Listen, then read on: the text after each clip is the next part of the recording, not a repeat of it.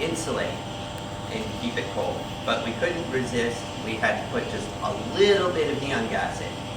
And when you put a little bit of neon gas in, and you just put the tiniest amount of energy, it lights. And I noticed this when I was in college and I had a lot of neon sculptures. If my cat brushed against the sculpture, it would light for a second. So it takes very little energy to light a tube or neon in a volume. But then once I left home and I was kind of able to do what I wanted, I tried putting things in the microwave. And I noticed that this little mug would light on its own in a microwave.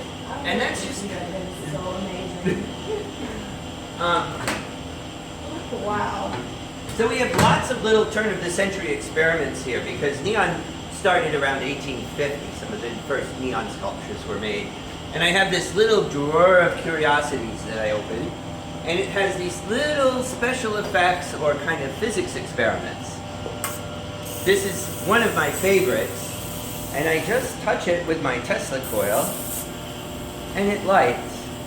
And these are little flowers, and the flowers are coated with fluorescent powder. And the electrons, when they hit the powder, they light. And this is effectively how a TV tube works. Then we have this one. Around 1870, a fellow named Crook discovered the electron. And this is a classic, what's called a Crook tube, or a Maltese cross. And it just shows the shadow of the electrons on the tube. Very exciting.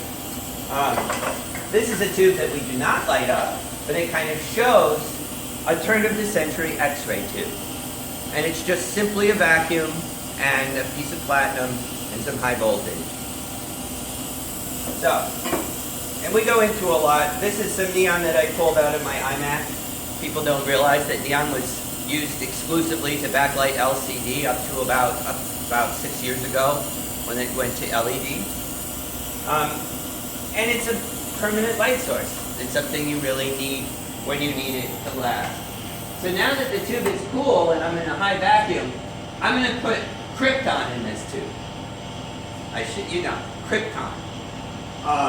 Krypton is an inert gas, and it's normally used in fluorescent lighting to mix with neon to lower the voltage, but we like to use it in art because it gives you a very soft glow that's not very common.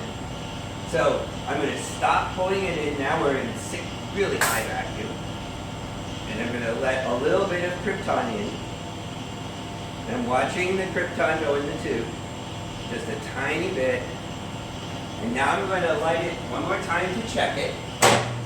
Nice. And now I'm going to take it off the system. So since it's still in a vacuum, all I have to do is heat this little tube, and it will suck in and keep the krypton pure. Draw it out a little bit. There we go. Instant neon. So the last step is just to light it, and that's one of my favorite parts. We do this over here. And so to light the tube, all we have to do is connect it.